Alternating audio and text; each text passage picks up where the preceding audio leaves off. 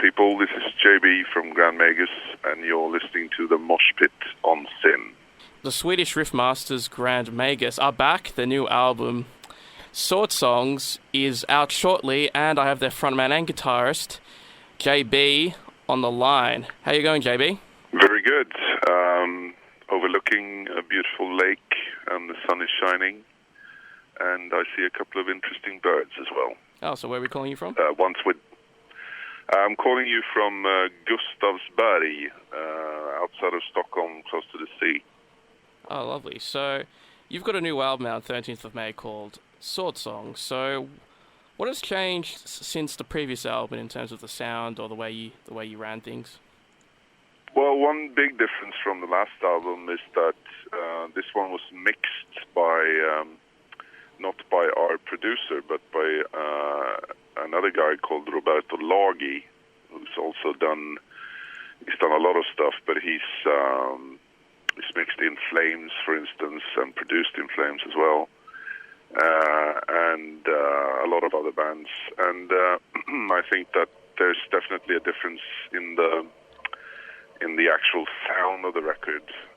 And also, when we started working on this one, we wanted it to be a bit faster and a bit more aggressive than Triumph and Power. Triumph and Power, the previous album, was like very regal, I think, and majestic, but maybe, for me at least, lacking a bit in the aggressive department. So this one is a bit more aggressive. Now, on the previous album, you stressed the importance of the drum sound in metal rather than to say like a thick guitar sound. So, you using that same idea for this album? Yeah, definitely. That was also one of the reasons why we employed Roberto, because he also recorded the drums, and he's a really good drum engineer. And I think, the drums are pretty prominent on this album, I guess even more than on Triumph and Power, so we're definitely sticking to that idea. You've got two singles out before the album's out, so you've got Forged in Iron, Crowned in Steel. Would you say, is that almost like the title track in a way, because, it's called Sword Songs? Yeah, I guess you could say that. I guess you could also say that it's a bit of a centerpiece of the album, that track, because there's a lot of stuff going on. It's got some really epic parts in it, and it's got some really heavy parts in it, and it's also got some fast stuff in it. So, I think you could call it like the centerpiece of the album without exaggerating, I think. And, sorry, am I saying that? The new one, Varangian, how do you say that? Yeah, Varangian, yeah, that's right. Yep, what can you tell us about one? That's the other new one that you've released as a single.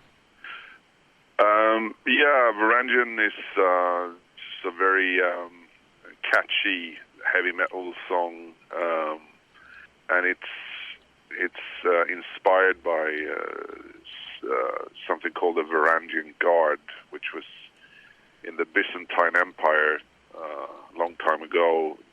The emperors there used to employ Scandinavian Vikings to act as a royal guard. So it's inspired by those historical events. Now, I've been looking over the internet, and I'm not sure, has Grand Magus ever toured Australia? Because I can't find any records of shows. No, we haven't. Never. Really? How come? Well, I don't know. I guess there are not that many bands who are fortunate enough to have done that, because obviously it's quite a distance from Sweden where we are. But I know a lot of other bands who've been to Australia, and they've been, over the moon with, the crowd and, the country as a whole, and also that, they always say that, these people are true metal fans. It's not a hipster thing or anything like that. It's the proper thing. But it's a huge undertaking for a band from Sweden to go to Australia, and it's just never happened for us yet. So hopefully we can come soon. maybe this coming tour you're going to push that? Well, I mean, we've always tried to push wherever, but things, I mean, it's not like you can just decide to do something. There are many factors involved.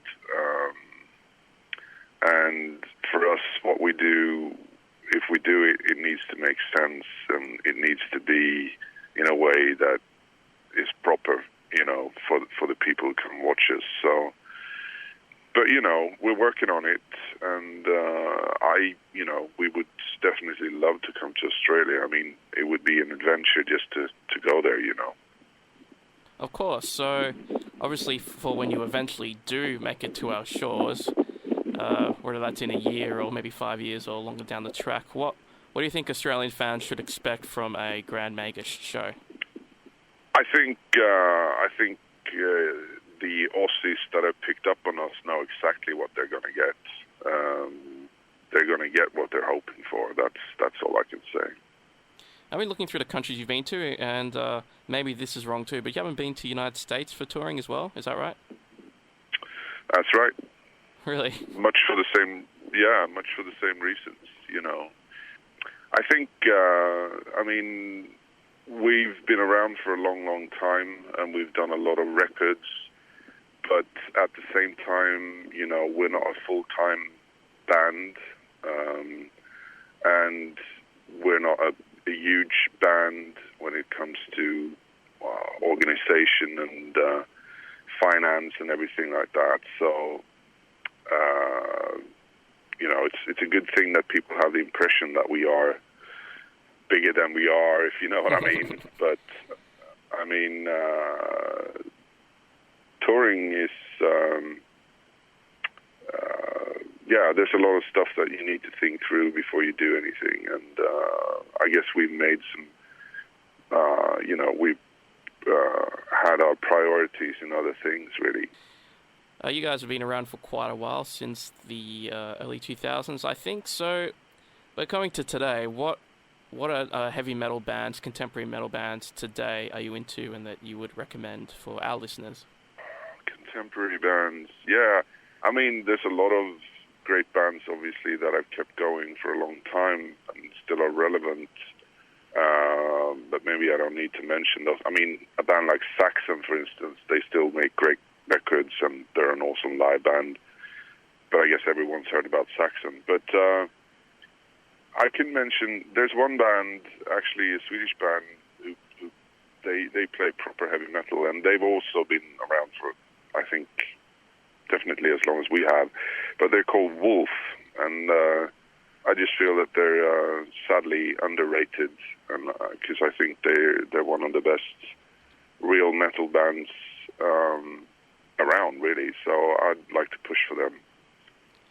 Yeah, so you are, of course, from Sweden, a Scandinavian country, and I've noticed as I've been doing Moshpit that we get a lot of emails and music from Scandinavian countries like Sweden and Norway and all that, despite the fact that the population isn't, too big.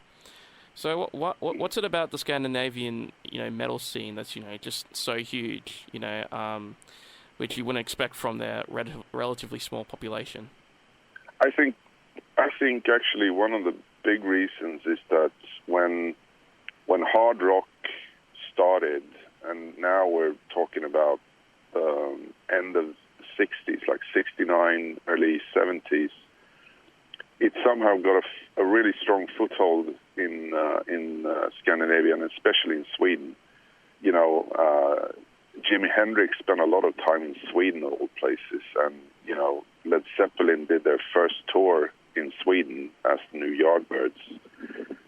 Black Sabbath came to Sweden. Deep Purple spent a lot of time in Sweden, and I think that really rubbed off. And at the same time, Sweden was very successful with ABBA and stuff internationally, which meant that, but it kind of, I think it kind of resonated and also taught people here that we are pretty good at adapting and interpreting outside influences and make them, interesting for a very big international crowd. So I think that's really one important historical reason why it became like this. Are you into, I guess, the really, really heavy things that Scandinavia is known for, the black metal and death metal? Yeah, definitely. I mean, I've listened as much to that as I have to the classic metal stuff. I mean, when the Stockholm scene exploded with Entombed and Dismember and Unleashed and Grave, and those bands, Grave were from Gotland even, but they had the Stockholm sound. I was really into that, and then a couple of years later, the Norwegians exploded with their scene, with obviously Dark Throne and Immortal and Gorgoroth and all this. So I was really into the Norwegian black metal stuff, and also the Swedish black metal stuff like Marduk and the early Dark Funeral stuff and things like that, and Dissection. So I mean, I think you'd have to find. There are a lot of like AOR type metal musicians in Sweden as well, and I guess they've never listened to that type of stuff that I just mentioned. But if you're the type of metal musician who wears a leather vest with patches and stuff, you've definitely been into the black metal, death metal thing as well.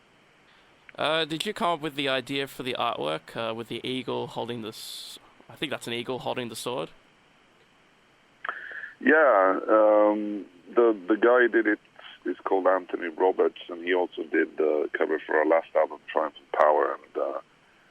And I love his style, and I had the idea with the eagle holding a sword, and that's just what he did. So, yeah.